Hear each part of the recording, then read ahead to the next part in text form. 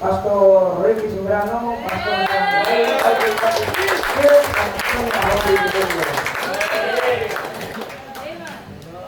Alright. Mayong agas kanan. Intindihan nyo naman siguro, no? May ilonggo na lang mo. Amen! Amen! Anyways, maraming salamat po, Pastor Benson. Pasensya na kayo, hindi talaga ako tubong Bisaya. Visayas din. Pero Cebuano, hindi ako marunong masyado. Kadyot lang. So, gamay lang. But I will be trying to do my best na magsalita ng Tagalog para magkakaintindihan tayo. Amen? Kasi maraming salitang speaking in tongues pag mag-inunggo ako dito. Na hindi nyo maintindihan. Buti lang kung alam ni Pastor Bong na mag-interpret para ma-interpreter tayo. Balik tayo sa sa unang simbahan. But anyways, I'm glad na nakabalik dito, amen?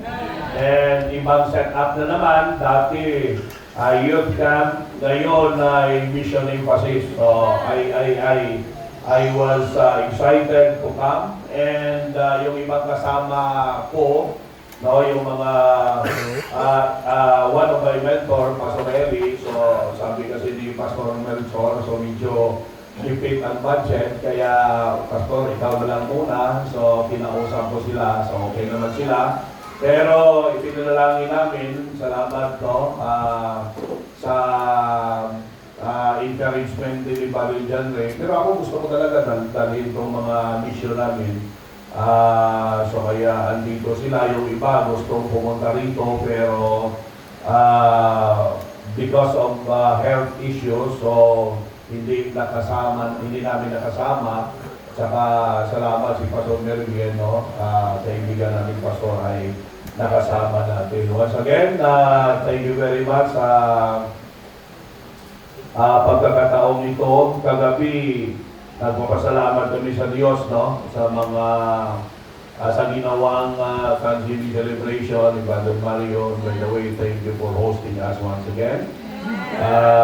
Thank you for the hospitality, and maraming salamat sa Panginoon sa maraming kaluluwang tumanggap na gabi. No? Praise the Lord for that, and thank you Pastor Bong for that message. Okay, maraming salamat sa unang preaching. Alright.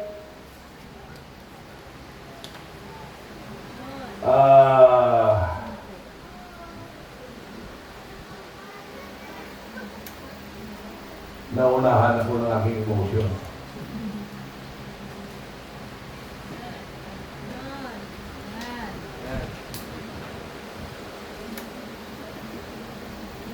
Ang iba ayaw nila maniwala na ako yung umiiyak. Dahil ang itsura ko ay matapang. Pero itsura lang yan.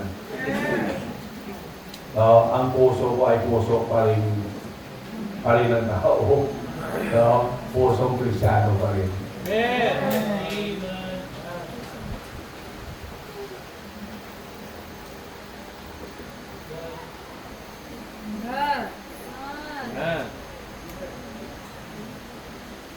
Dalawa lang ang dahilan na makapagpapaiyak sa akin. Una, yung katapatan. The faithfulness of God. Pangalawa, kaluluwa.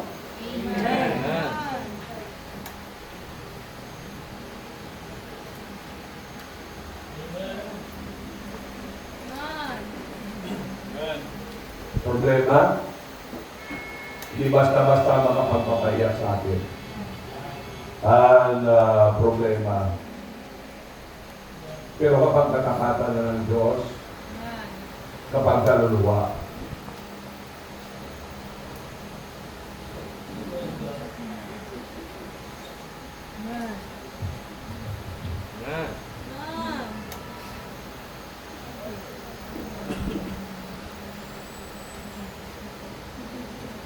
alright, so okay na. Sige, punta na tayo sa salita ng Diyos. Amen? Pastor, maraming salamat once again for the privilege to be one of your speaker. And ito ho ang aming kagalakan bilang mga ngaral. Mamamatay kami pag hindi na kami mga ngaral ng salita ng Diyos. Dito kami tinawag, ito ang aming buhay. Kaya't basta't bigyan lang kami ng pagkakataon ay talagang mag-preach kami. Okay? So, pakibukas ho ng inyong mga Biblia. And then request everybody please to stand as we give respect to the Word of God. In John chapter 21. John chapter 21.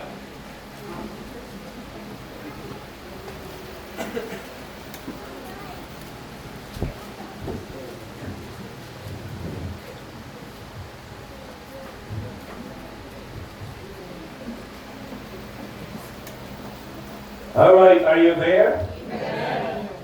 Atin pong babasahin mula sa verse number 12 hanggang verse 17 lang tayo. But of course, we will be covering the whole chapter. Ang buong konteksto para ho magiging tama ang ating interpretation. Verse number 12 down to verse number 17, sabay ho tayo. Ready, go with me now. Jesus saith unto them, Come and dine. And none of the disciples durst ask him, Who art thou? Knowing that it was the Lord. Jesus then cometh and taketh bread, and giveth them, and fish likewise. This is now the third time that Jesus showed himself to his disciples, after that he was risen from the dead.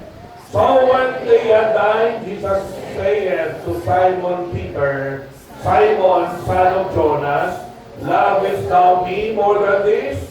He saith unto him, Yea, Lord, thou knowest that I love thee. He saith unto them, Feed my lambs. He saith to him again the second time, Simon, son of Jonas, lovest thou me? He saith unto him, Yea, Lord, thou knowest that I love thee. He saith unto him, Feed my sheep. He saith unto him the third time, Simon, son of Jonas, lovest thou me?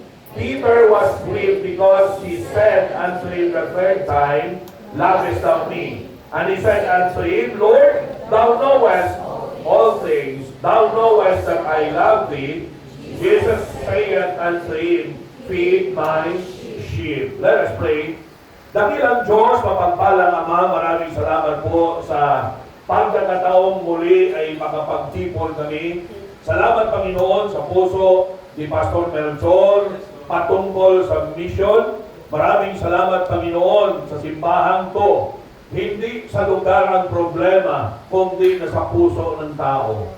Maraming salamat, Panginoon, at binigyan ninyo ng pagmamahal at pananampalataya sa puso ng inyong alagad, at yan ang naging dahilan kung kaya't merong simbahan dito. Maraming salamat sa mga kaibigang pastor. Maraming salamat, Panginoon, na tayo ho ay patuloy na matapat sa kanilang mga buhay. The fact that they are still in the work is an evidence of thy faithfulness. I am praying that you will continue to help us as we meditate upon thy word. Help thy servant, O God. Give me the wisdom that I need. Put the right words in my mouth. And help me, O God, not to speak the words that are not necessary to be spoken. I am praying, O Lord, na patuloy po kayong gumawa sa buhay ng bawat isa at patuloy ninyong gamitin ang inyong mga salita, ang pangangaral ng inyong salita upang ang aming mga puso ay hipuin, Panginoon, at ito ay magiging according sa inyong kalooban. I am praying that you will help me speak. I am not a natural born Cebuano. I am not a natural born Tagalog. I am only speaking of God, O God, by your grace. So help me na makapagsalita ng Tagalog upang kayo ay magkakaunawaan. Lahat ng paborit pasalamat, ibinabalik namin sa inyo sa marami sa pangalan ni Jesus, aming Diyos na kapagligtas. Amen and amen and amen. Okay, pakibalik na sa pagpupo. So, pilitin nyo intindihin ang Tagalog ko kung may meron mga Tagalog na minsan hindi medyo sikyat ng konti. Kasi hindi naman talaga ako Tagalog. Tingin lang ako, trying hard. Alright? For the sake of the Word of God. Amen? For the sake of mission, so pipilitin natin. Amen? Na makapagsalita na magkakaunawaan tayo katulad na sinabi ko na kanina. Now, alam naman natin ang kwento dito. Amen? Kapag medyo matagal ka ng Kristiyano, alam mo na ang kwento dito. Ito ay pagkatapos muling nabuhay si Jesus Christ. Alright? So, ang kwento dito ay nag-backslide si Pedro, tinalikuran ng gawain ng Diyos, at bumalik sa pangingisda. Alright? So, this is always the temptation. Na magiging impatient tayo at matempt tayo na tumalikod sa gawain ng Diyos. Alright? Kasi sa kanila, akala nila, iniwan na sila ng Panginoon, wala na si Jesus Christ, kung kaya nawala na sila ng pag-asa. Kaya sabi nila, balik na lang tayo sa pangingisda. Sabi ni Pedro, ako ay babalik sa pangingisda. Ang sabi ng ibang mga apostles, sasama kami sa iyo. This is the power of influence. Amen? Kaya pag-ingat tayo sa ating buhay dahil merong mga nakatingin. At merong mga buhay tayong mai-influensyahan. You see? Huwag mong sabihin na, buhay ko to, bahala ako. Oo nga, buhay mo yan. Pero dapat mong malaman na merong mga tao nakatingin sa iyo. At gustuhin mo man at sa hindi, sila'y mai-influensyahan ng iyong buhay. Whether it be good or bad. You see? Ang maganda kung mabuting influensya. Pero kung hindi mabuting influensya, ay yan ang hindi maganda. Alright? So, pinuntahan sila ni Jesus Christ at saka inimbita silang kumain. Ito yung kagandahan sa ating Diyos. Naiintindihan niya tayo. Pero huwag natin abusuhin ang pag-intindi ng Diyos. Are you with me? Yeah. Kasi sabi ng karamihan ay naiintindihan naman tayo ng Diyos. Alam natin na iintindihan tayo ng Diyos, ang problema minsan, tayo ang hindi nakakaintindi sa Diyos. Ang layunin ng gawain ito, kaya sinabi dito, mission emphasis. Ang layunin nito ay maunawaan ng bawat miyembro kung gaano kahalaga ang misyon. Kapag sinabi natin misyon, ito ay yung best effort ng simbahan upang abutin ng Ebanghelyo ang lahat ng tao. It is about thinking not only local, but global. Hello? We need to stop thinking of self, but we need to start thinking of others. Stop thinking of self and start thinking of sinners. Stop thinking local, but start thinking global.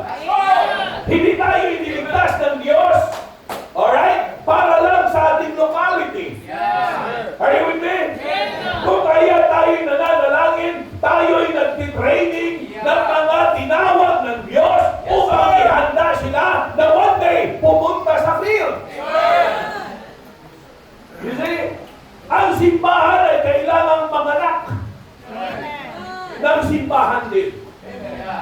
Alright? This is the plan of God for His local church. No? Kaya sabi kanina ni Pastor Melchor, ang mission conference na ito ay para sa mga miyembro ng Highway Bible Baptist Church dito sa Matalong Leyte. Pero dahil sa pagkakaibigan at saka sa hangarin din maka-encourage, maka-enlighten sa mga miyembro sa ibang simbahan kung kaya't andito kayo. Amen?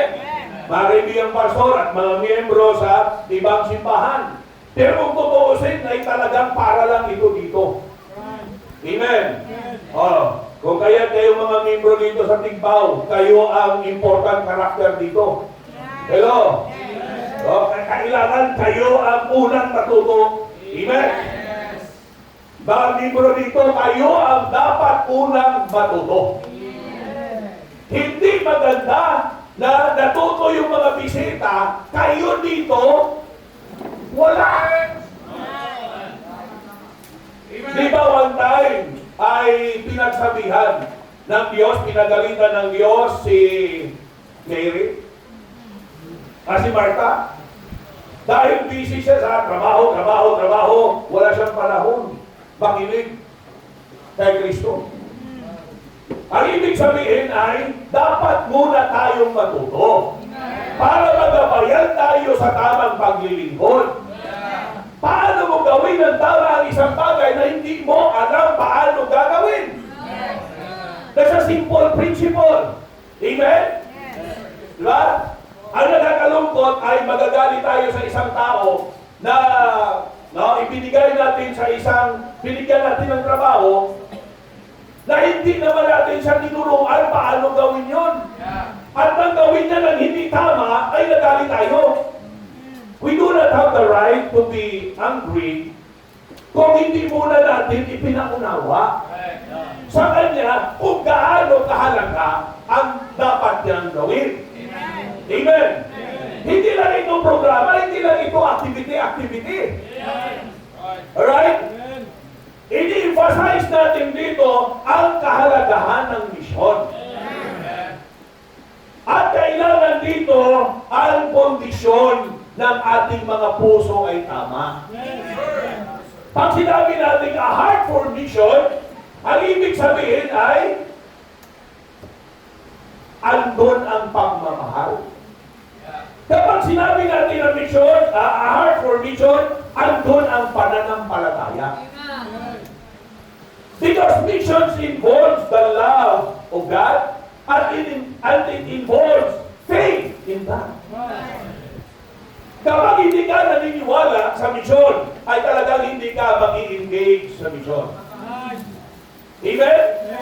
Kapag hindi ka naniniwala sa basketball, ginamit na lang naman ni Pastor Bong yung basketball, gagamitin na rin natin.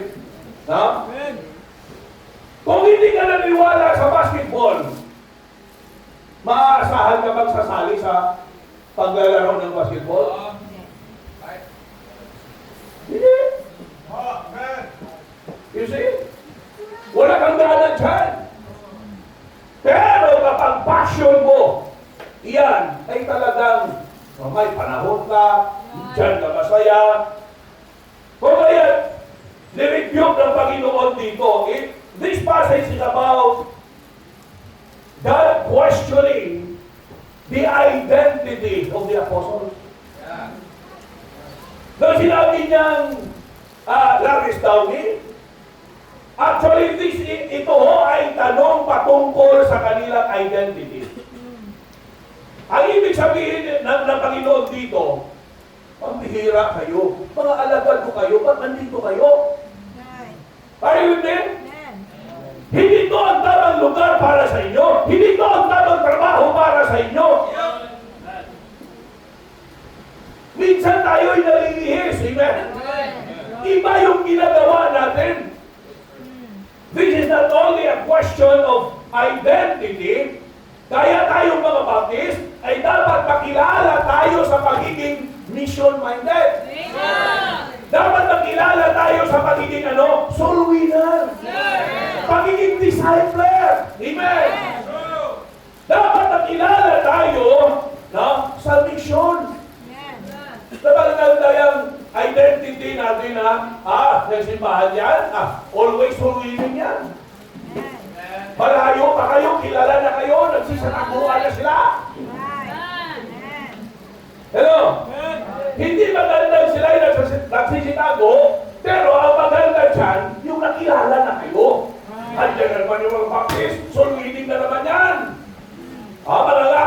ng salita ng Diyos, dala-dala niya naman nila yung Biblia. Magandang identity yan. Sila paano pa sila makilala na mga disciples sila ni Jesus Christ, balik sila sa dating gawin. Balik sila sa pangingisda. Vision is a matter of identity. It should be our identity. We should be identified to be mission-minded church. Mission-minded people. Na kapag kaluluwa na ay mahalaga para sa atin. At kapag kaluluwa na ay hindi pwedeng hindi natin sila turuan ng kaligtasan. Hello? Okay lang kayo? Kung meron mang mahalagang bagay, mas mahalaga pa sa kayamanan ng sanlibutan ay ang kaluluwa ng tao. Kung gusto mong maging mayaman sa harapan ng Diyos, magiging soul winner ka. Are you with me? Kasi isang kaluluwa lang ay hindi pwedeng ipantay sa yaman ng sanlibutan. Hindi pwedeng pantayan ng kayamanan ng buong sanlibutan. Kung gusto mong maging mayaman sa harapan ng Diyos, kailangan mo maging soul winner. Baptist churches should be identified as mission-minded people. It is a question. That question then, it is a question about their identity. It is a question of intimacy. Hello? Kasi alam ng Diyos, malayo na sila sa Panginoon. Diba? Ano? Lovest thou me more than this? Yung pagmamahal nila ay sa iba na. Diba masakit isipin na ang mahal mo, ang mahal niya ay iba? Okay lang kayo? Ha? Just relax. And listen very carefully. Di ba masakit na ang mahal mo, ang mahal niya ay iba? Sinong nakaranas mapastin? Wow. Ang bihira, ayaw pang aminin na. Ayaw pang umangin na. Diba? Masakit isipin at masakit damhin at minsan masakit ang tanggapin na ang mahal mo, ang mahal niya ay iba.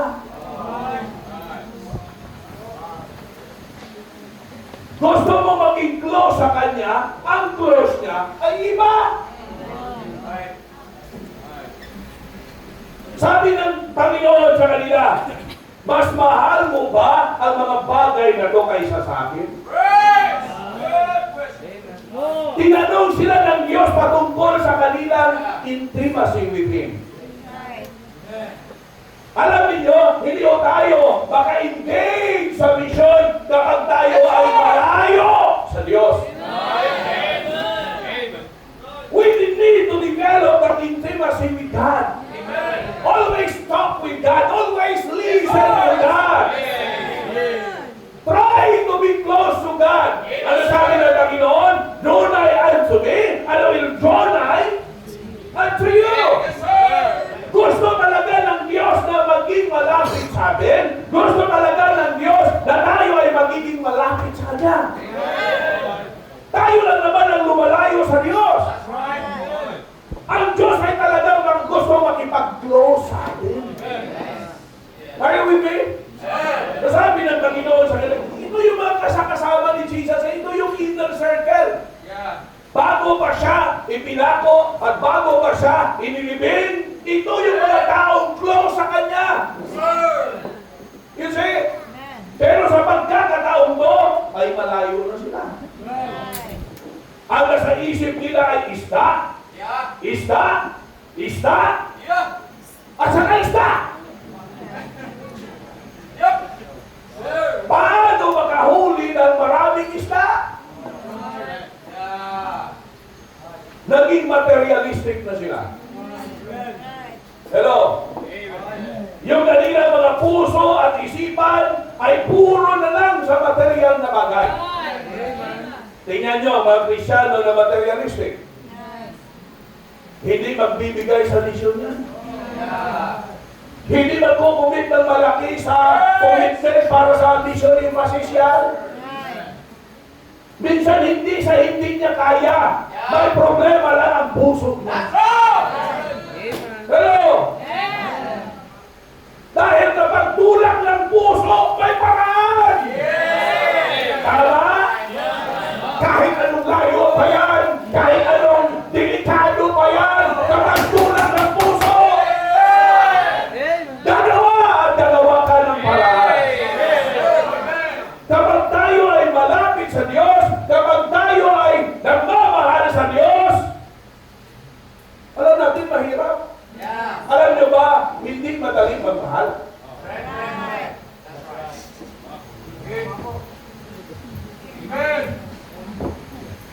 Akala nyo yung pagmamahal ay mag-holding hands lang kayo? Ha?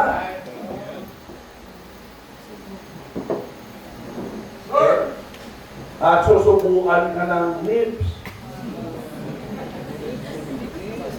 At least subukin. Kahit maliliit lang, chocolate yun. Sweet yun. Hello? Kala nyo, yung feeling na binibigyan ka ng bulaklak, hindi mo na inaalam kung saan galing yun, doon yun sa sementeryo galing. Kasi may inilibing doon. Hinalitan mo lang yung yung nakalagay doon na pangalan. Yung heartfelt sympathy, kinuha mo lang. Yung condolences, kinuha mo lang. May paraan! Gagawa at gagawa ka ng paraan. If you are close with God, if we are intimate with God, alam mo ninyo, hindi problema ang preaching, hindi problema ang providing, hindi problema ang partnering. Because missions is all about preaching, it's all about providing, it's all about partnering. Sabi kanina ni Pastor Lector, hindi solo ng pastor. Hindi solo ng pastor ang misyon. Lahat ng membro ay partner ng pastor at ng Diyos sa paggawa ng misyon. Yes, sir! Ano man ang status mo? Ano man ang iyong background?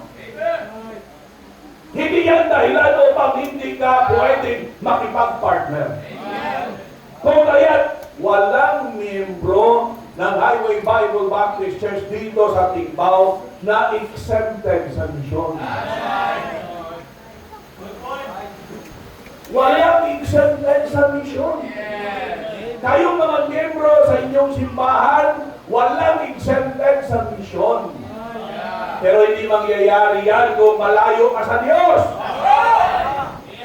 That's why bigyang emphasis natin yung intimacy with God. Develop intimacy with God. Because alam mo ninyo, mas makikilala natin ang Diyos kapag tayo ay close sa Kanya. Makikilala mong tao kapag close ka sa Kanya.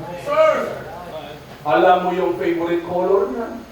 Alam mo yung birthday niya. Alam mo yung size ng sapatos niya. Diba? Alam mo yung waistline niya. Alam mo yung shampoo niya. Kung may buhok pa. Diba? Hindi naman problema ng shampoo sa wala ng buhok. Ano sa shampooan mo? Diba? But if you are not intimate with an individual, siyempre, hindi mo alam yung mga minute details sa buhay niya. You see? Yes. Amen? Oh. Kung hindi ka close sa pastor mo, hindi mo alam ang waistline niya. Kaya mula noon hanggang ngayon, magpakailan pa man, hindi mo siya mabilhan ng pantalon. Kasi para At hindi na dahilan mo pa, hindi ko kasi alam yung waistline ni Pastor. Problema ba yan?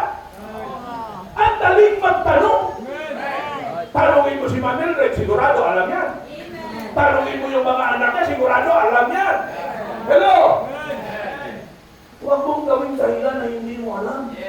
May paraan upang malaman mo. Amen? Oh, okay lang kayo? It is a question about an identity. It is a question about intimacy. It is a question about priority. Nag-iba na ang prioridad nila. Dati, kung ano yung sinabi ni Kristo, di ba? Bible study sila, soul winning sila, preaching sila, yun ang kanilang priority. Yun sa pagkakataon to, iba na ang kanilang priority. Ano na? Isda, isda, isda. Walang iba, kundi isda. Nakapalibot na lang sa dagat, sa lambat, at saka sa isda. Ang kanilang buhay. Ang lansang buhay. Malansang buhay. Hindi natin minamaliit yung mga mangingisda. Don't misinterpret me. Pero, alam mo ninyo, nagiging malansa lang to dahil sa malayo na sila ng Diyos. Hello? Di ba ang amoy mo ay umiiba kapag lumalayo ka na sa Panginoon? Ha? Kapag malapit ka sa Diyos, ang bango-bango mo? Ang amoy mo ay amoy Biblia. Ang amoy mo ay ayos. Pero kapag lumalayo ka na, ang amoy mo ay albokra na. Kilala yung albokra? Inumin na. Sigarilyo na. Iba na ang amoy mo.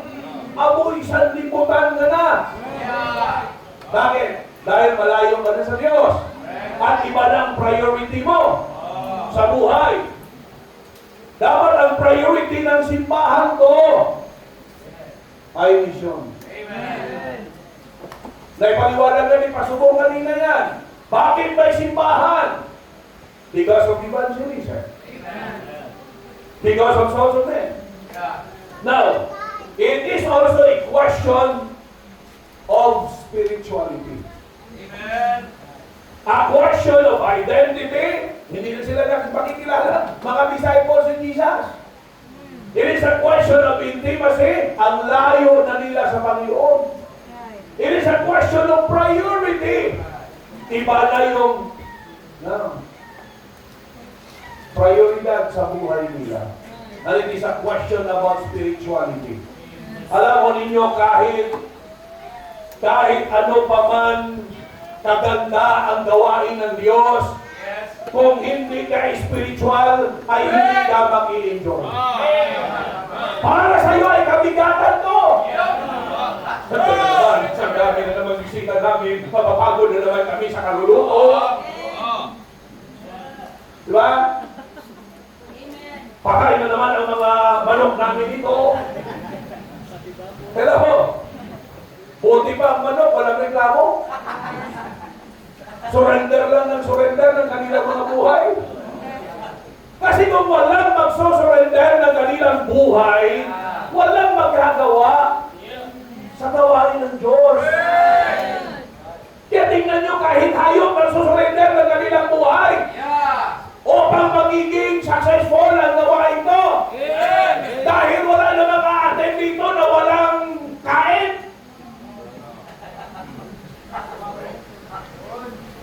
Kaya nyo? Conference tayo, walang kain hanggang bukas. Oh, kita nyo? Ha? Pastor? Fasting? Fasting ang labas, pasmo.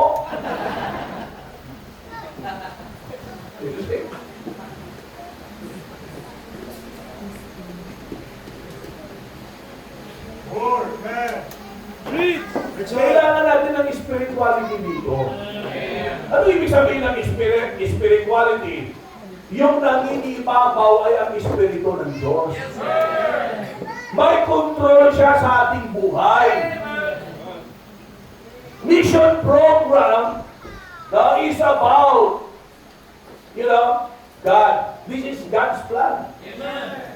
Ayaw ng laman ko. Hello? Ayaw ng laman to kasi nakakapagod to eh. Magastos to. May delikado to. Nagbabiyahe kayo. Di ba? Nagbabiyahe kayo. Papunta rito. Pwede kayong ma-aksidente. Di ba? Oh, nabigla na kami nung nagalataan namin si Dong Hadong daw ay binangga. Doon kami galing. Ang mga 5 na kami nung alis doon. Sa kanyang dilim. O, nakita kami ni Pastor Bong kahapon, grabe na eh. Natabangga daw ng motor yung kanyang sasakyan. Kita mo yan? Anytime. May delikado to. Kasi nagbabiyahin tayo. Buhay ang Diablo, ayaw niya ng gawain doon.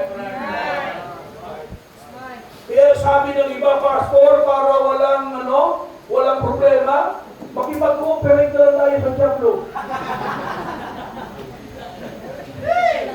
Para walang delikado, wala na lang mission conference. Hindi yan garantiya. Mas lalong delikado ka. Amen? Mas lalong magiging delikado ang iyong buhay kapag tayo ay nakipag-cooperate kay Satanas. Kasi wala naman siya magandang plano sa buhay ng tao. Sa una lang yan. Akala mo mag-i-enjoy ka sa una, mag-i-enjoyin ka. Di Satanas. Pero sa bandang huli ay sisingilin ka niya ng napakamahal. You see? Now, ang tanong sa umagang ito, sino ang mas mahal mo? A heart for mission, pagmamahal at pananampalataya to. Lovest thou me more than this? Hello? Bakit kailangan nating mahalin ang misyon? Dadagdagan ko lang yung mga preaching. Alam niyo, yung mga mensahe, iisa lang naman ang pinanggalingan yan. Kaya huwag kayong magtaka. Bakit minsan yung mga ibang mga puntos ay paulit-ulit? Kasi isa lang naman ang pinabukunan, Biblia. Are you with me? Kaya yung mga mensahe ay talagang paulit-ulit lang yan. Minsan pinapalitan lang ang mga terms para parang maiba, pero ganun pa rin yan. Hello? Ganyan pa rin yan. Oh. Bakit kailangan nating mahalin ang misyon? Very simple. Number 1, because of the declaration of the Savior.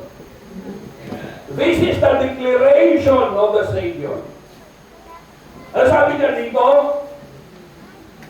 Feed my lambs. Pangalawa, feed my sheep. Pangatlo, feed my sheep. Alam mo ninyo, kailangan talaga, ito ay edification na i-mention ni Pastor Bong. Kasi lambs, yung mga maliliit na tupa, di ba? Kailangan alagaan yan. That's edification, that's discipleship. Hello?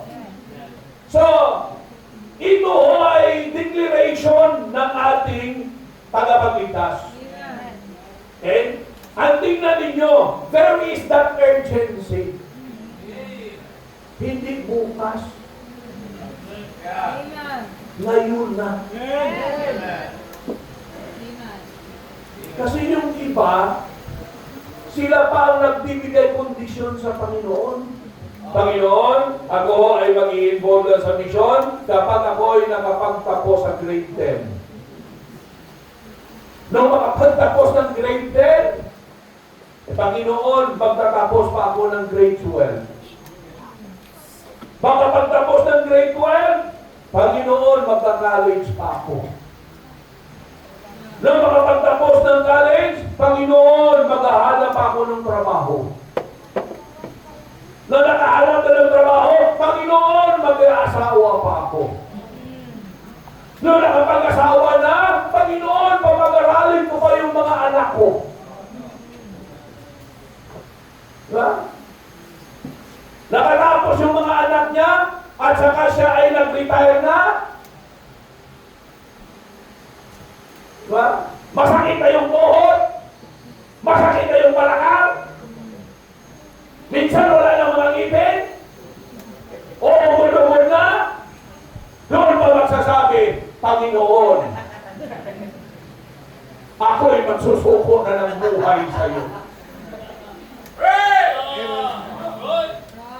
Hira ka ang basura. Amo ay iyong ibibigay mo sa Panginoon. Kaibigan yung pastor, merong graduate sa kanilang Bible school na nag-backslide. Maraming taon na. Noong nag-preach ako sa kanilang church anniversary, nakita ko siya, tinanong ko, bumalik na yan. Ilang buwan na yan na sumisimba dito. Gano'n na siya.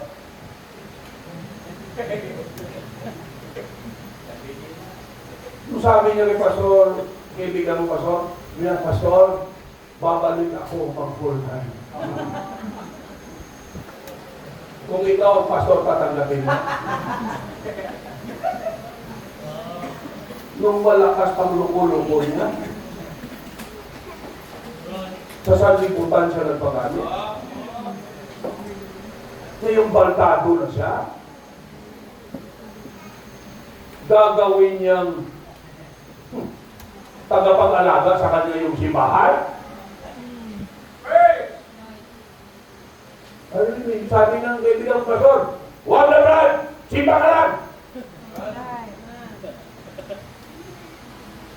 Kasi kayong mahihirapan. Kayo mag-aalaga sa kanya kasi pag lumakad siya, hirap na eh.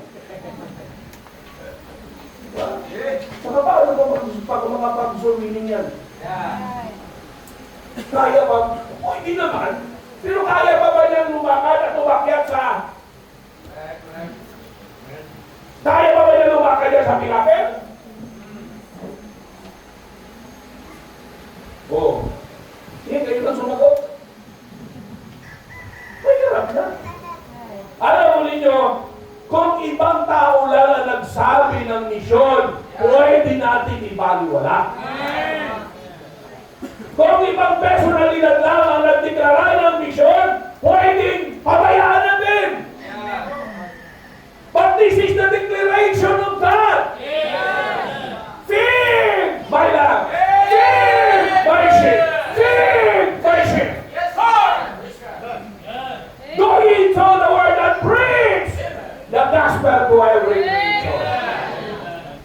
Sino nagdeklara yan? Hindi si Pastor Melchor, hindi si Pastor Bob, hindi kami mga pastor, kami mga tagapagsalita lang ng Diyos. Ang original na nagdeklara dito ay ang Panginoon Diyos. Ang Diyos na nagbigay sa iyo ng buhay, ang Diyos na nagligtas sa iyo, ang Diyos na nagbago sa buhay mo, ang Diyos na nagbigay ng ang daming pagpapala sa buhay mo. Siya ang nagdeklara dito. Sometimes, nami-misinterpret tayong mga pastor, di ba? Ano pa naman ito si pastor? Pinipilit ano? Diba? Hindi namin kayo pinipilit, kina-emphasize. Kaya na-emphasize eh. Dahil sa bandang huli, sinong magdedesisyon? Ikaw pa rin. Diba? So what? Diba? Yung iba, so what pa rin? Sabi ng iba, sige pastor, maputol man yung lalamunan mo sa kasisigaw, bahala ka. Basta ako, so what?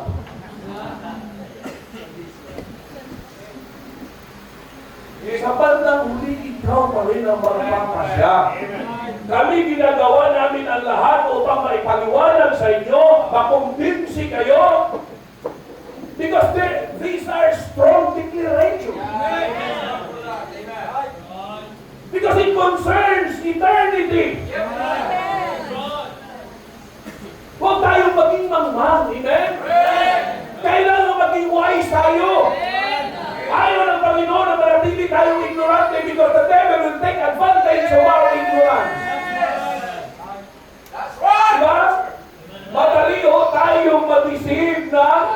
Pablo kapag tayo ho ay kulang sa kaalaman.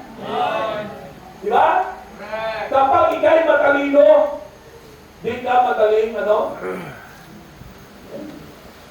magising. Pero kapag ikay walang alam, pambihira, magiging katatawanan ang buhay mo. Okay? Ang dali mo lang papaniwalain ng mga bagay na hindi dapat paniwalaan. Bakit? Kasi kulang ka sa kaalaman. Hindi ba kayo nagtatanong bakit si Pastor ba, hindi ba ito, no? Hindi ba ito napapagod mag-preach? Hindi ba sila napapagod mag-aral? Napapagod din. Hindi kami robot. Tao din kami. Pero alam niyo bakit ini-emphasize namin? Kasi hindi ho, maliit na bagay lang ang misyon. Mas mahalaga pa ito kaysa building. Yes, it's good na may building tayong pinagtitipunan. Pero alam niyo ba na ang early church ay wala silang building? Sa ilalim ng mga puno, sa mga kuweba, saan sila makapagtipon? Doon sila. Alam niyo, mas mabuti ang ating mga kalagayan sa ating kapanahunan compare sa kanila noon. Ang emphasis dito ay hindi ho maliit na bagay ang misyon. Minsan tayo'y namumumrema sa building na wala pa namang tao. Unahin natin ang tao. Walang silbi ang building kung walang tao. Pero kapag may tao na, madaling magka-building.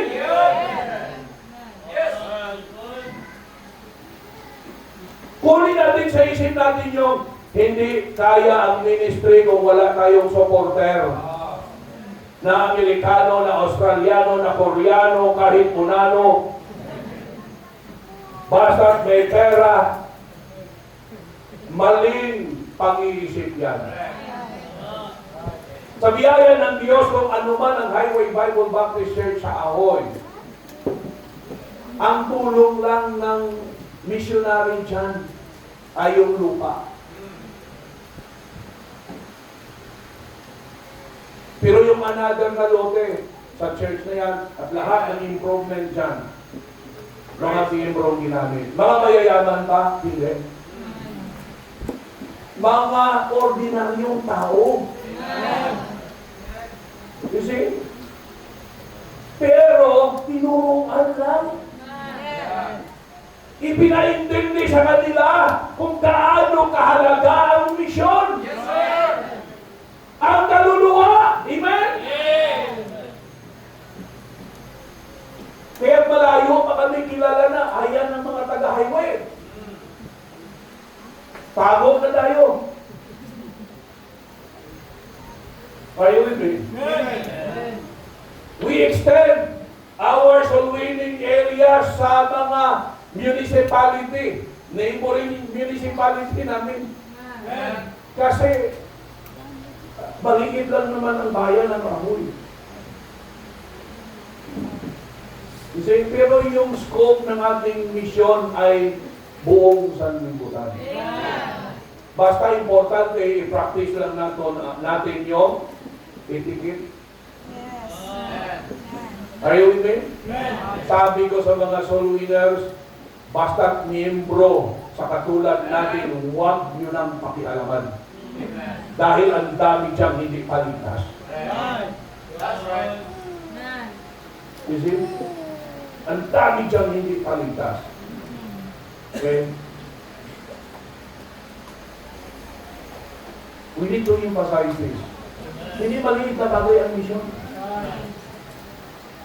Ang pera ay hindi problema kapag may tao. Hello? Sabi kasi ng iba, Pastor, buti pa ang pera, may tao, pero ang tao walang pera. Hindi ako naniniwala dyan. Kapag tao may pera talaga niya, paano yan nabuhay nang wala pera? Ang alam nyo kapag naligtas ay pagpapalain ka ng Diyos. Diba? Nagiging mahirap yan dahil yung pera sa inom, sa samong, sa walang kabuluhang mga bisyo. Nasasayang yung pera, hindi na ma-manage ng tama. Kung kaya't ang karamihan ay mahirap dahil sa kakulangan ng kaalaman paano i-manage ang mga ibinibigay ng Diyos. Palagi ko itong ginagawa. Diba?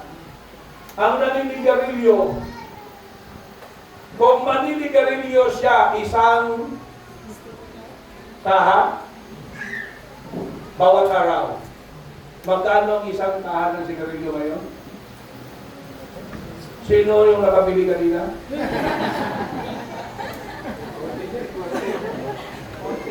40 yung isang kaha? Pa? Pinakamura, meron pa rito niya? 40? 20 na piraso? 20 piraso. Hindi mo ba pala ano? Mura.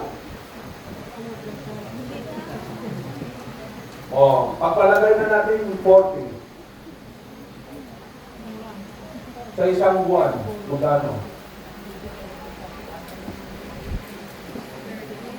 Times 30 yan. 1,200 plus 800, mga 40, 80. Magkano? Parang humina ako sa mata. Yung utak hindi ko magkana mag-calculate. 1,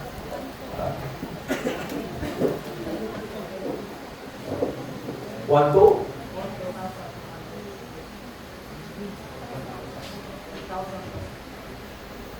Sige. Pero hindi.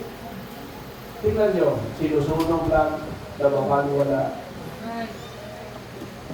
Sa loob ng isang taon magkano? Sa loob ng 10 taon magkano? Kaya ang mga uminom at naninigarilyo sa loob ng 20 years, pumili po nila yan, malaking bahay na yan. May sasakyan na yan. You see? Sinayang mo lang sa bisyo. Sinira pa ang sarili. Linagyan pa ng sakit. Kapag nagkasakit, Ginoo!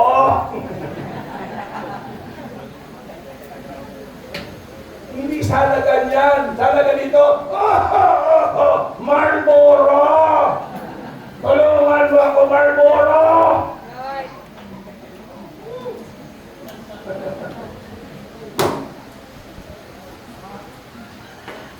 Di pa kayo masaya? Naligtas kayo na turuan kayo ng tama. Noon, nasasayang yung pera nyo. Ngayon, kapag ibinigay nyo yan sa gawain ng Panginoon, ilang kaluluwa ang maliligtas. Ilang buhay ang mababago. Kapag namatay tayo, pera, iiwan natin yan. Wala tayong madadala. You see? Yan yung palagi kong sinasabi sa mga miyembro. Sabi ko sa kanila, kung pera lang ang habol ko, matagal na kung may sasakyan, matagal na kung may bahay. You see? Are you with me? Pero dahil sa kaluluwa, dahil sa misyon, para sa akin ang mahalaga ay kaluluwa ng tao. Hindi ko sinasabing mali ang may bahay ang pastor. Hindi ko sinasabing mali ang may sasakyan ang kailangan yan. Dahil proof of God's blessing naman yan. Diba? Para ipakita na kapag nasa gawain ka ng Diyos, Hindi puro kahirapan. Kaya yung iba ayaw. Pagsuko ng kanilang buhay kasi natatakot dahil na nakikita nila ay puro hirap. Hindi lahat hirap. Darating ang panahon na tayo ay pagpapalain ng Diyos materialist. Pinapala na tayo ng Diyos ng kaligtasan. Ano man ang mangyari sa atin, may mansyon tayo uuwian. Amen? Kailangan natin i-share yan. This is the declaration of God. Hindi ng pastor lang. Hindi ng kahit sinong personality. Pwede natin ibaliwala yan. Pero Diyos na. Ang nagdideklara, kailangan natin bigyan ng bigat. Yung deklarasyon ng ating Panginoon. Number 2, wala akong relo. Wala rin kayong relo. Ang ibig sabihin nito ay unlimited preaching. Yung iba, hindi na uminig.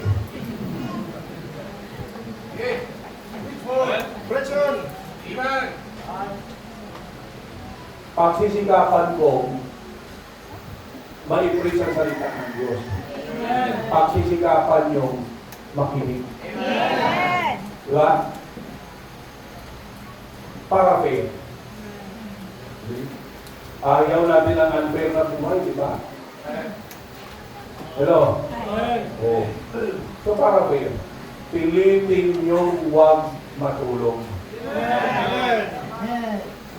Pipilitin ko mag-preach. Para fair ang buhay. Amen. Oh. Para hindi kayo matulog, mag-response kayo. Makinig kayo.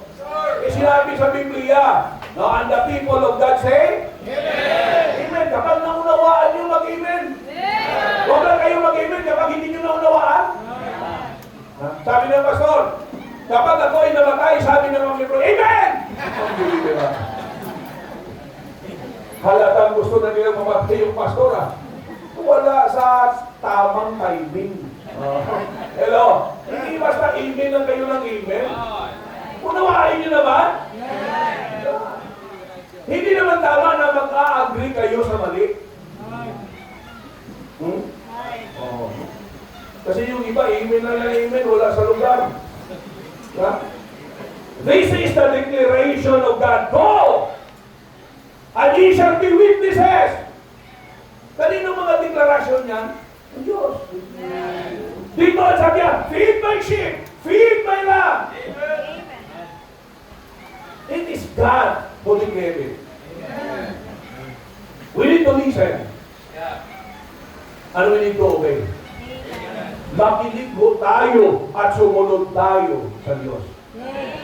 Pangalawa, this is not only the declaration of God, parang naano din ito ni Pastor mo. Ang point na ito, iba lang ang term. Okay? Na ginamit niya, iba din yung sa akin. Not only because of the declaration of the Savior, but because of the destination of sinners. That's right. Because of the destination of sinners. Yes. Now, kailangan natin unawain mabuti. Amen. Minsan wala sa atin kasi hindi natin nauunawaan kung ano yung impyerno. Kung ano yung kondisyon ng tao. Na-explain na ni Pastor Paul, ang tao ay makasalanan. Dahil sa kasalanan, ang tao ay mamamatay. At kapag ang tao makasalanan na hindi nakapagsisi, na hindi ligtas, kapag siya ay namatay, ang kanyang kaluluwa ay pupunta ng impyerno. Alam niyo ba ang impyerno? Lugar na hindi pwedeng ipaliwanag ang init ng apoy. The Bible describes it as a place where the fire is not quenched and the worm dieth not. A place of torment. Sabi sa Revelation, they shall be tormented day and night forever and ever. It is a place na napakaingay. Dahil ang tao doon ay sumisigaw sa sakit. Wailing and gnashing of teeth. It is a dark place. May apoy ba't madilim? Kasi yung apoy na mainit, yung nangingitim pa. You see? Inyo, magpahanggang kailan pa man, ang tawag doon, hindi na siya pwedeng umalis doon. Huwag kayong maniwala na kapag November 1, bumabalik ang mga kaluluwa at nakain ng kalagay-hati ng sumahan. Hello? Iinom ng tuma. Huwag kayong maniwala dyan. Diba? Hindi totoo yan. Dahil kung totoo yan, wala nang kaluluwa ngayon sa impyerno. Ikaw, ang sakit doon, pinalabas ka, babalik ka pa ba?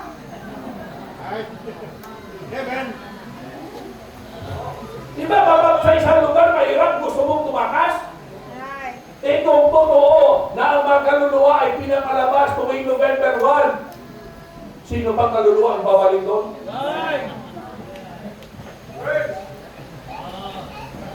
Parang malalim sa inyong isipan. Iniisip nyo lang mabuti. Pero isipin natin mabuti. Magpakailan naman. Diba? Walang pahinga doon. Minsan may mga pilosopo sabi nila, Pastor, kung mainit doon, magdadala kami ng aircon. Pastor, di bali na, mainit doon kasi marami naman kami. Andun ang barkada ko. Nasasabi lang ng tao kasi hindi niya naiintindihan. Kung ano yung impyerno. You see? Kailangan maunawaan natin. At minsan, di ba? Minsan, mabuti rin niyang ang meeting place natin ay mainit. Para at least mararamdaman natin yung konting, di ba? Konting bahagi ng impyerno. Ha? Are you with me? Nung hindi pa na-aircon yung simbahan, ay grabe yung init. Natatakot ako minsan yung mga senior citizen. Pinag-pray ko doon, lang ko sana walang libro na ma-stroke. Grabe yung init. Lalo na kapag siksik ng tao, bibira. Pero sabi ko, mabuti din yan, at least nararamdaman natin kahit kunting percentage lang ng init sa impyerno. Maririmahin tayo kung ano yung impyerno. Kasi minsan kung puro na lang tayo comfort, nakakalimutan natin kung ano yung impyerno. You see, man is destined to hell. Sino gagamitin ng Diyos upang ma-change ang direction ng kanilang mga kaluluwa? Ang simbahan. Ang simbahan. Tayo ang inutusan ng Diyos. Kayo'y humayo, ipag-aral ang salita ng Diyos. Amen? Kung ikaw'y totoong ligtas, ikaw ay alam mo, naunawaan mo ng pagiging miyembro sa simbahan, ang ibig sabihin niya ay mission involvement. Alam mo, ibibigay mo ang buhay mo upang maisakatuparan ang layunin ng Diyos sa simbahan. Hello? Kayo mga young people na lalaki, hindi kayo inilagay ng Diyos sa simbahan para papugi lang. Makikira, grabe yun.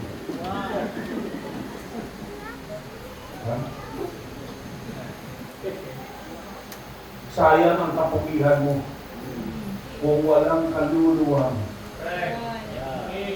maliligtas dahil sa si-share mo ng salita ng Diyos. Eh, yung mga babae hindi lang ito pagandahan. Okay yan, may maganda kayong mukha. Mahirap, maganda yung mukha nyo. Ang pangit naman ang puso nyo. Dahil walang pagmamahal sa kaluluwa ng tao. Kayo hindi pwedeng dalhin yan sa kapugihan at pagandahan. Kailangan dito yung puso na may pagmamahal sa Diyos at pananampalataya sa Diyos. Maawa tayo. Amen? Ang Diyos na maawa eh. Not by works of righteousness which we have done, but by His mercy. Kinahabagan ng tayo ng Diyos.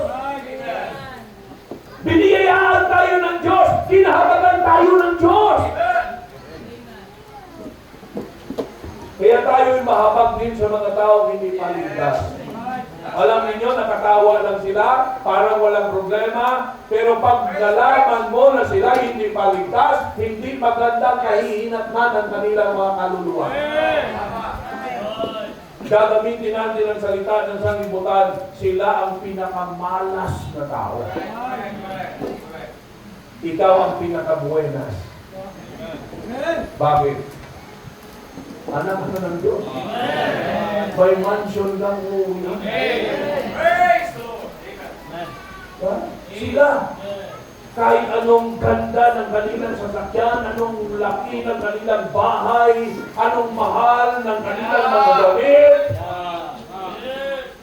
anong lawak ng kanilang mga lupain, anong dami ng kanilang mga kahayupan, pati ugali nila ay parang hayop na rin. Sayang lahat yan kung saan pupunta ng impyerno. Amen? Bahala na hindi tayo mayaman, bahala na hindi tayo kilala. Ang importante kilala at nakikita tayo ng Diyos na ginagawa natin. Amen? Stay faithful. Kung hindi ka pa nagsusulwinin, start now. Kung hindi ka pa nagbibigay sa mission, start now. Okay? Ang daming milagro ang mapapatunayan mo. Ha? Kapag ginawa natin dahilan, wala ako, mahirap ako, ay mamamatay ka lang na mahirap. Hindi ka makakaahon sa kahirapan. Binigyan ka ng Diyos ng opsyon upang ikaw ay pagpalain. Get involved in mission. Dahil ang ibinibigay mo ay binhi yan. Binhi yan. You see? Kapag hindi mo ibinigay yan, kinain mo ang binhi, wala kang aasahan. Kapag hindi ka nagbigay, walang binhi na naipunla, anong aasahan mo? Paano ka magpapalain ng Diyos? Ang dami ng ani, nakadepende sa dami ng binhing ipinunla natin, di ba? Kung wala kang ipinunlang binhi, may aasahan ka bang aanihin? Siyempre wala. That's why, ang Biblia, sabi sa Biblia, the more you give, the more you receive. It is more blessed to give than to receive. Why? The more we give, the more God will multiply what we have given and will give it back to us. Kaya tingnan niyo ang mga supporter sa mission kung pinabayaan ng Diyos. Ha? Ako personally siguro kung ang ibinibigay ko sa mission, hindi ko ibinigay na ang laking halaga. Milyon na. Oh. Pero hindi naman natin madadala yung milyon na yan. Kapag tayo ay namatay.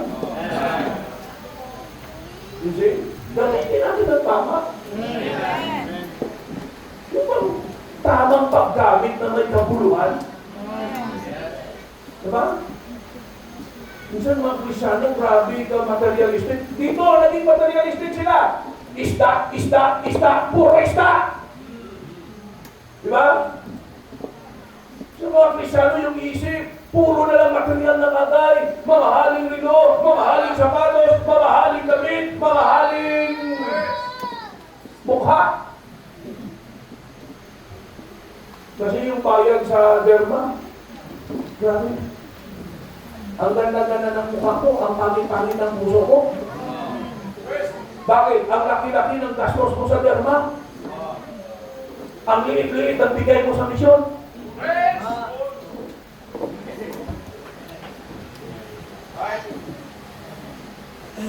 Pangit ang puso ko. Are you with me? God is challenging us. Prove me now herewith. Hindi mo mapapatunayan mo gaano kabuti ang Diyos kapag hindi ka nag-engage. Oh, mga asawang lalaki, pakitaas na ng kamay. Pakitaas ng kamay. Mga asawang lalaki. O sige, pwede rin pa ba? Nakapag-asawa ba tayo kung hindi tayo nag-engage? Manligaw? Hello? Hindi naman pwede na yung babae ang manliligaw sa atin. Mama?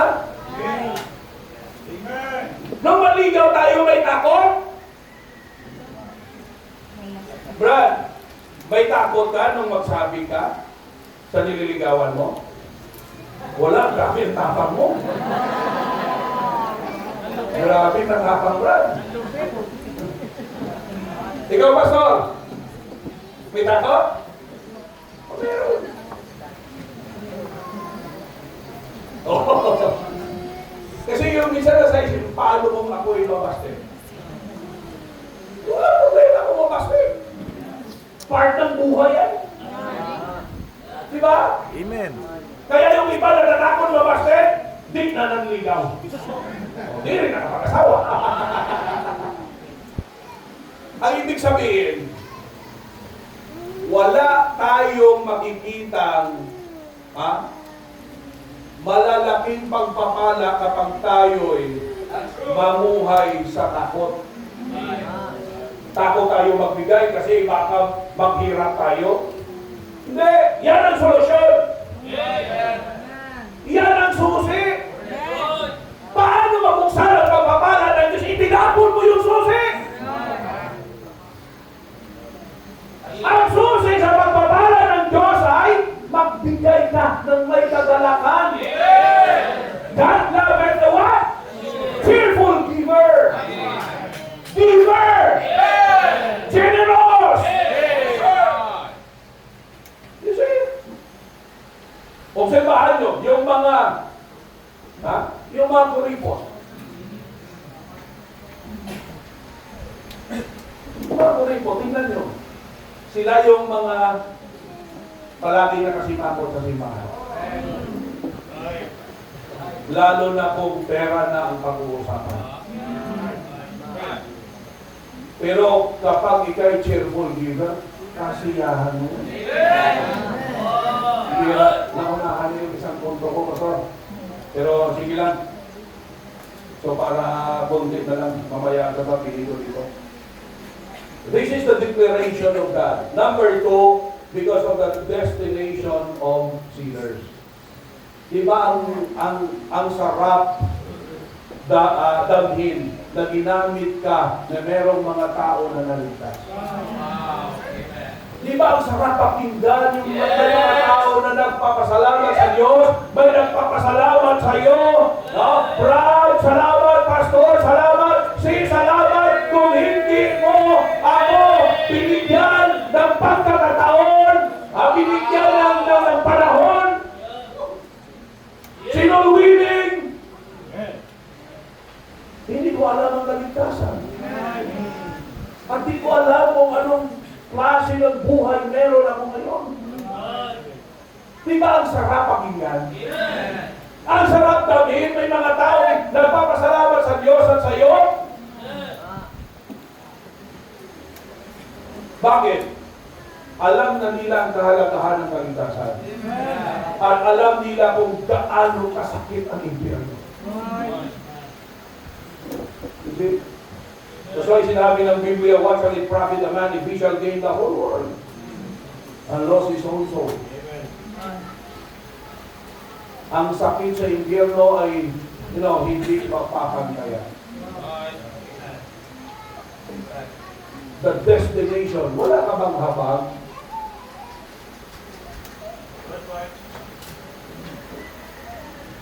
Hahayaan na lang ba natin ang tao ay mamatay at pupunta ng impyerno na hindi man lang naipaalam sa kanila ang pagmamahal ng Diyos?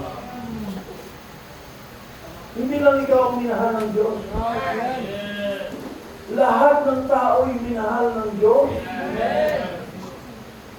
Ipaalaman lang natin sa kanila that there is somebody up above na matagal na silang minahal at gusto silang iligtas. Minsan hindi lang nila alam. Bakit? Walang nagtuturo sa kanila. Walang nangangaral sa kanila. Walang may concern sa kanila. Walang naaawa sa kanila. Ibalik natin sa ating sarili kung hindi tayo kinahabagan ng iba. Kumusta tayo ngayon? Hello? We are forever grateful sa mga tao na ginamit ng Diyos upang tayo ay mapaliwanagan ng kaligtasan. Mga taong ginamit ng Diyos, papalik-balik, tayo'y tinuruan. You see? Hanggang tayo ay lumako. You see? The destination of sinners. Number 3, okay ba yun? Kaya pa? Sabi nila, carry pa? Carry pa? Kaya pa? Pangatlo, this is the declaration of the Savior because of the destination of sinners, because it is the developer of the sanctuary. Developer of the sanctuary.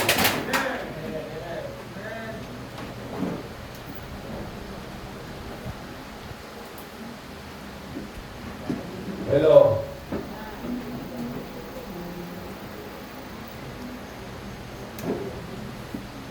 Nangailangan siguro ng bago yan, man. Now listen, alam niyo ba, sa pag-involve natin sa misyon, naging international ang coverage ng ministry, naging global. Hindi ka lang pang tikbaw, matalong Leyte. Pang China ka pa, pang Cambodia ka pa, pang Europe ka, pang Amerika. Kasi, minsan kasi minamaliit natin kasi nasa barangay lang naman tayo, nasa libre na lugar lang naman tayo, hindi naman tayo kilala, hindi naman tayo napapansin. Wala naman tayo sa ministry para pansinin ang iba. Ang importante sa ministry, ginagawa natin ang gusto ng Diyos. Wala tayo sa ministry para magpasikat. Ako, I would rather sit there and listen. Dahil, may makukuha akong outline. May maipin-preach ako. Pero wala tayong magagawa, siya ang boss dito. Amen? May gawain dito, pinapunta niya ako. Wala akong slot of preaching. Okay, sabi. Wala problema. Yung iba kasi hindi pupunta dahil hindi sila speaker.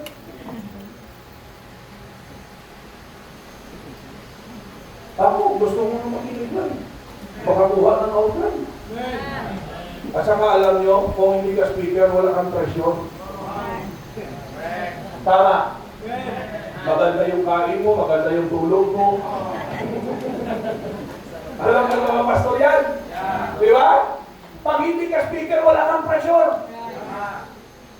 Makakain ka ng mabuti, makatulog ka ng mabuti. Hindi ka pag speaker ka, pambihira.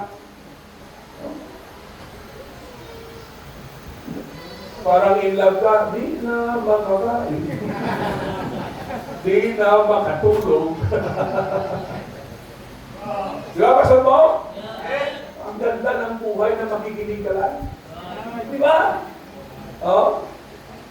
Pero, ito yung role natin dito. Di ba? Kaya gagampanan natin ang buong puso. Kasi, mission will develop the church. Tingnan mo yung mga mission-minded na simbahan. Grabe, nagbibigay sila. Malaking halaga pero patuloy pa rin yung paglago ng gawain. Yung sabi ng iba, kung hindi lang sana natin ibinigay sa mission, sana maganda ng ating simbahan. Pero mali yan. The more you give, the more God gives. Yes, sir! Binhi yan. Imumultiply ng Diyos yan at ibabalik sa iyo. Sino mga farmer dito? Mga farmer. Diba? Pag ikay nagtanim, diba? Diba o isang dan ka? Pag ikay umani, isang dan ka pa rin. Hindi. Sako-sako na yan. Pag nagbinhi ka ng isang sakong palay, pag umani ka, isang sako pa rin? Hindi. Ilang sako na yan? 1/4 hektar na yan isang sakong palay? Yung 1/4 hektar, ilang sako na ang produkto niyan? Pero kung hindi ka magtatanim, may aanihin ka?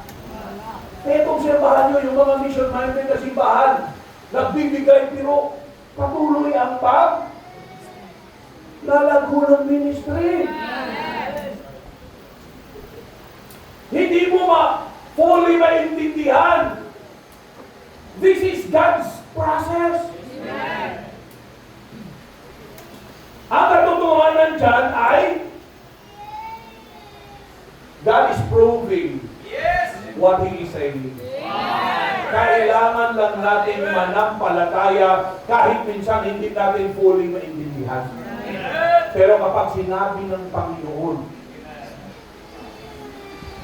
sumunod na tayo. Hello? Mula ngayon, assignment.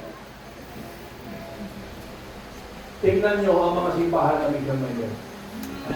Obserbahan nyo for 5 years. After 5 years, kung ganun pa rin siya, questionin nyo ang salita ng Diyos. Ayaw kong maniwala, after 5 years, ang mission-minded na simbahan ay ganun pa rin. Kasi,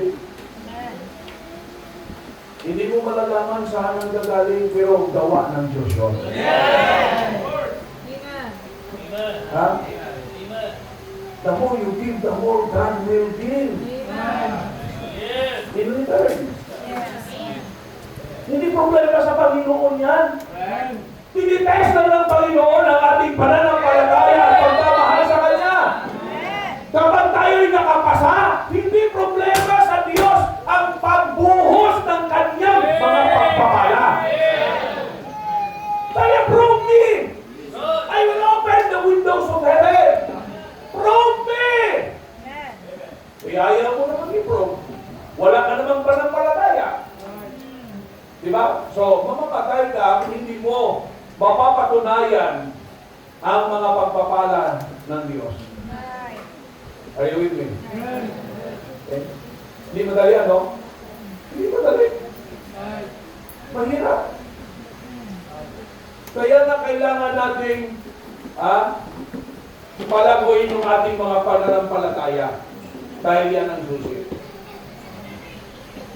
Are you with me? Lastly, tapos na tayo. Kain na tayo. Pagkatapos dito.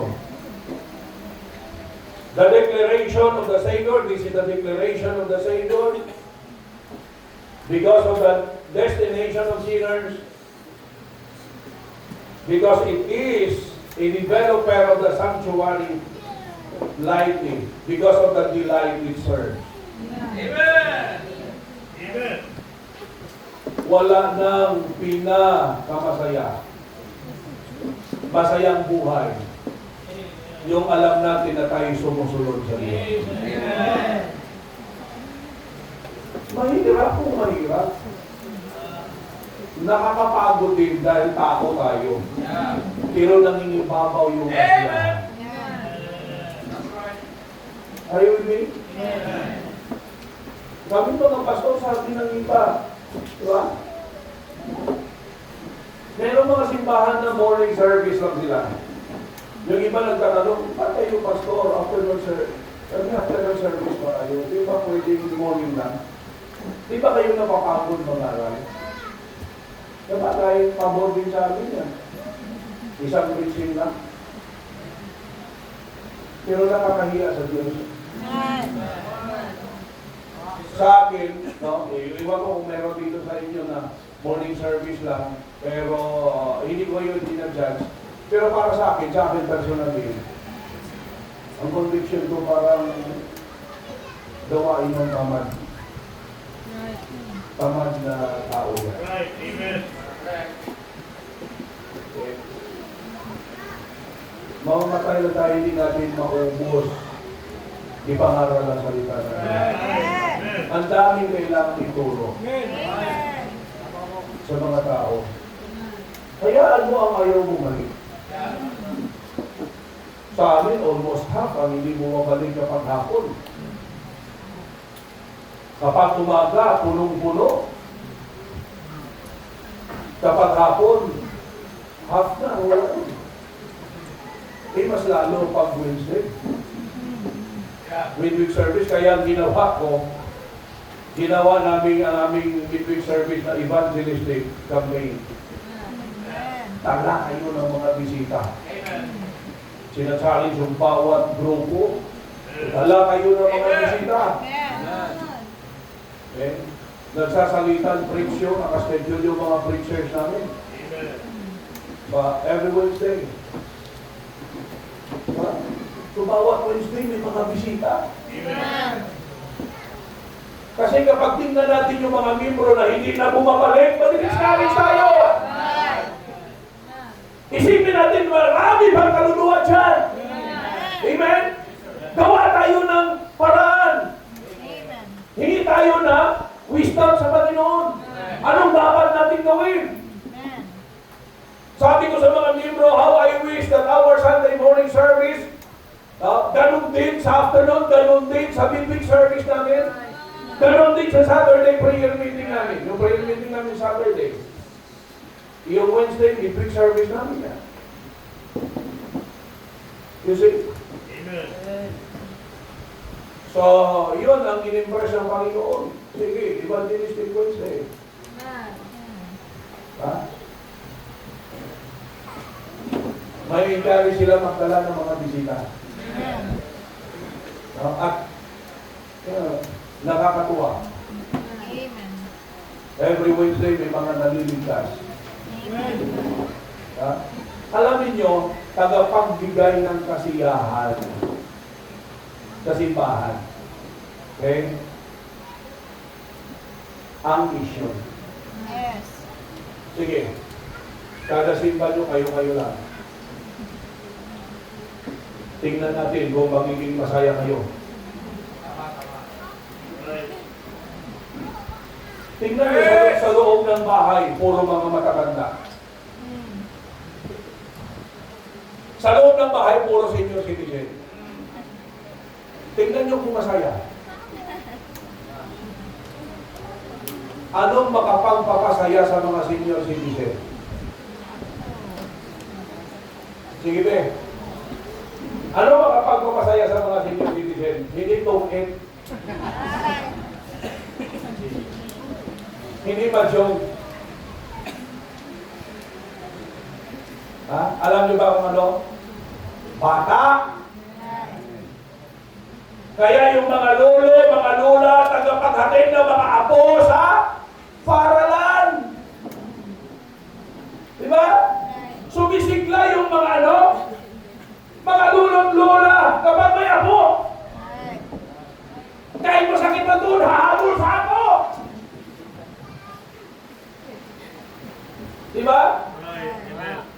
May medical study yan. According sa mga psychologists, if you want your parents to live longer, give them grandchildren.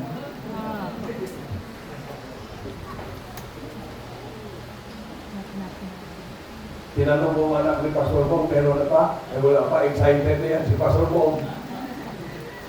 Right, amen. Pagpapahaba ng buhay yan. Diba, may iisipin ka na nila, bilhan ng laruan yung apo, bilhan ng baro, diba? Magiging another project. Na mga lolo't lola, sa simbahan, pag tayo na lang, wala nang naliligtas, wala nang naidadagdag, wala nang bagong mukha. Diba? Hindi masaya. Minsan nagmamaritesa na. Kasi wala nang inaalagaan ng mga bago eh. Are you with me? Alam niyo ba tagapagbigay kaligayahan, kasiyahan sa simbahan ang misyon? Ang simbahan ng mission-minded ay masayang simbahan. Palaging may bisita, palaging may naliligtas, palaging may bago. Hello? At nakikita nyo, dumarami kayo. Sisirain na naman ang dingding, palalawakin na naman. Diba? Kahit magastos yung mga mission-minded, nasisiyahan. Pero yung hindi mission-minded, gastos na naman, sinira na naman ni pastor. Dapat masiyahan ka kasi dumadami kayo. Amen? At hindi ba masaya? May padala kayong missionary? At maririnig mo yung mga naligtas doon, nagpapasalamat sa Diyos? Amen. Salamat sa aming sending church. Salamat sa aming sending church pastor na ginamit ng Diyos na ipadala si pastor para pangaralan kami doon. Kung hindi pinadala, paano kami? Wala kami naligtas. Hindi kami naligtas. Pero, yung mga taga-Tigbaw, kung ang simbahan sa Ahoy hindi nagbigay authority kay Pastor Melchor, saan kayo? Alam nyo, palagi kong sinasabi, no? Ipinagmamalaki ko kayo doon sa Ahoy. Bawat punta namin dito, nabi-bless kami sa gawain dito. Kung hindi namin isa sa amin lang yung pera, kaso, pero aanhin mo yan. Pag namatay tayo, hindi natin madala yan. Mas malata ang buhay ng tao. May maligtas, may matapang buhay. Lasinggero, problema sa syudad, pero ginamit ka ng Diyos na ligtas siya na bago ang kanyang buhay. Nakikita mo na kamarong na, ayos na manamit, ayos na magsalita, marunong na magpo at opo, ginagamit na magsundin, ginagamit na sa choir. Nagsusulwili, pambihira. Yan ang ating kasiyahan. Sabi ni Pablo, makakain lang tayo, makadamit lang tayo, makapagsilbi tayo sa Panginoon na sila. Because pag namatay tayo lahat, wala naman tayong gagalin. Amen. I am not saying na mali ang tayo ho ay mag-savings. Ang mali lang kung pati tayo si savings mo. Kung pati mission ni savings mo. Yan ang mali. Okay? This is the delight. No? Because of the delight of, it serves. It serves. Nagbibigay kasiyahan. Wala naman sigurong isa dito sa atin na gusto maging malungkot ang buhay. You check yourself. Masaya ka ba?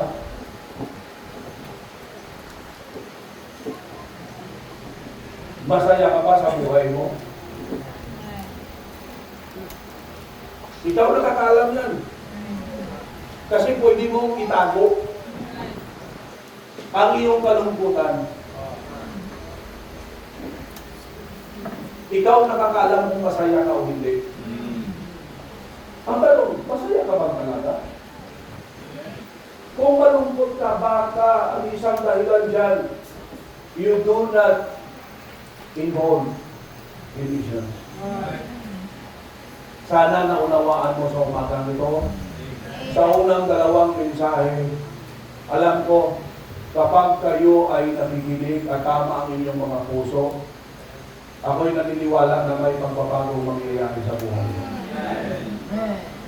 You will never be the same.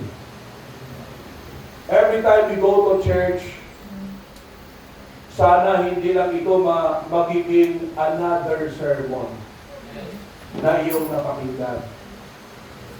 Sana it will be a life-changing one. Na sa iyong pag-uwi, may pagbabago nangyari sa buhay mo. You become a better version of yourself as a child of God. Amen. Huwag kayong umuwi na nakapakinig lang kayo ng preaching and then walang nangyari sa buhay mo. Umuwi kayong naging better version ng inyong pagiging Kristiyano. And not staying the same. If you're not involving in mission, involve in mission. Amen.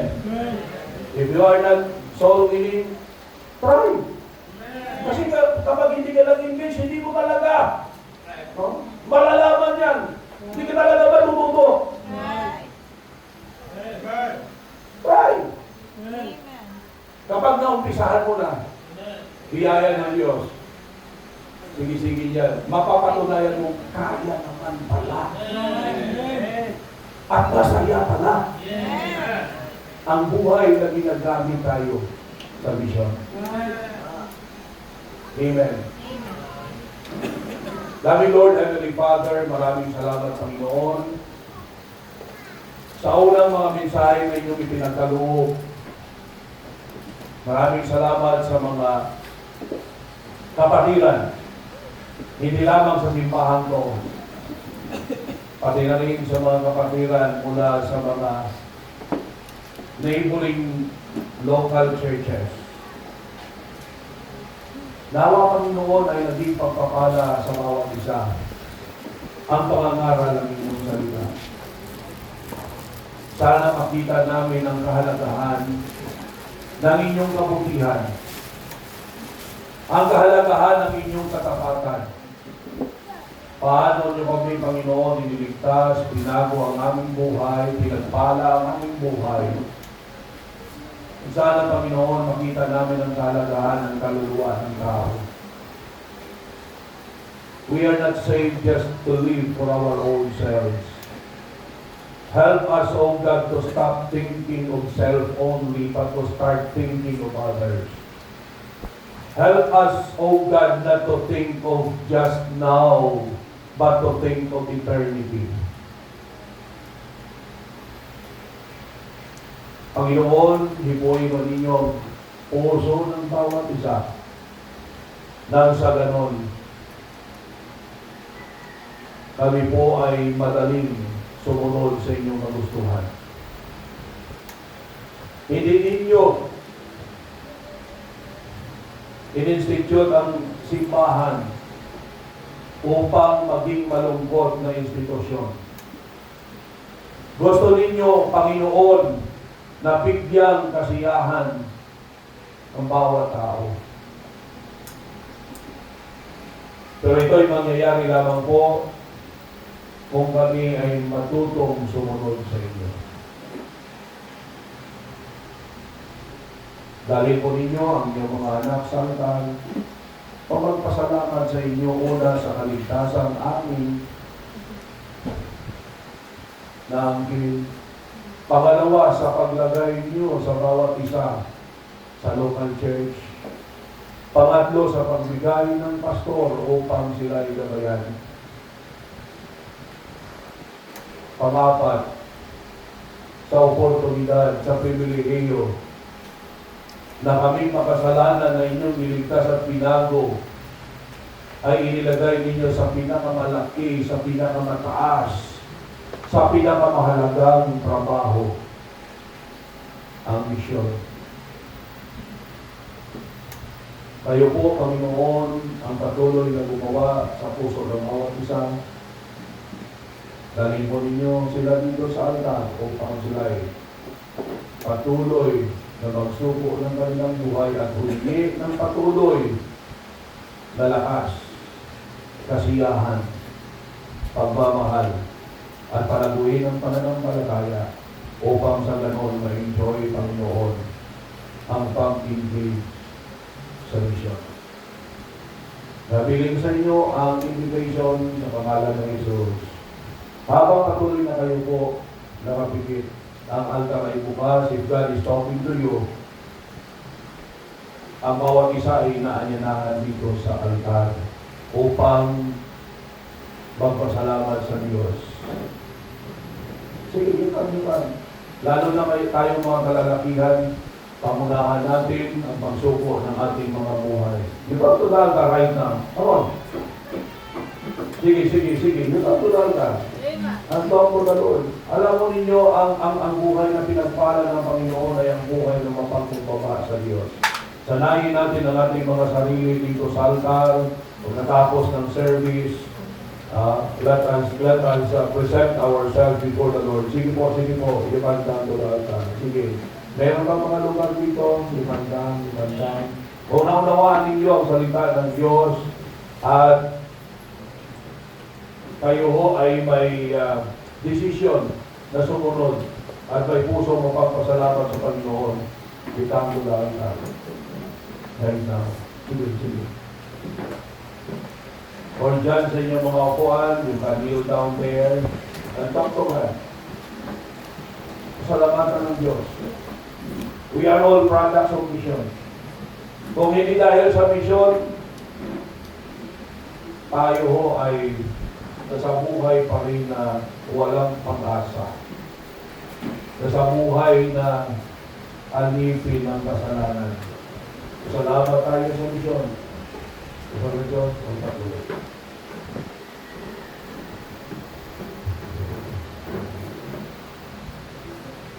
Padayon tayo po atong ulog yung atong mata. Kasi may arat-arat gusto ang gusto na sino. Ilang po rin ginoong dito mo ang